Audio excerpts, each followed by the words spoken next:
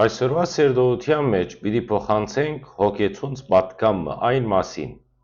թե ինչպես Աստված կօգտագործե մեր գործված երազները որպես հող նոր գոչումի,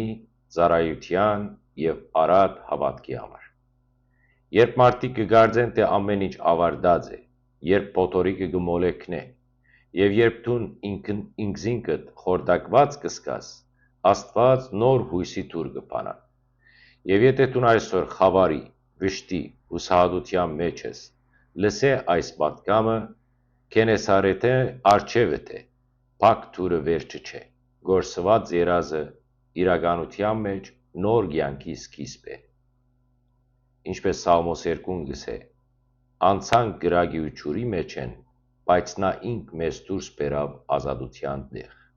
Միացեք մեր YouTube-յան ալիքին՝ ունկնդրելու ավելին։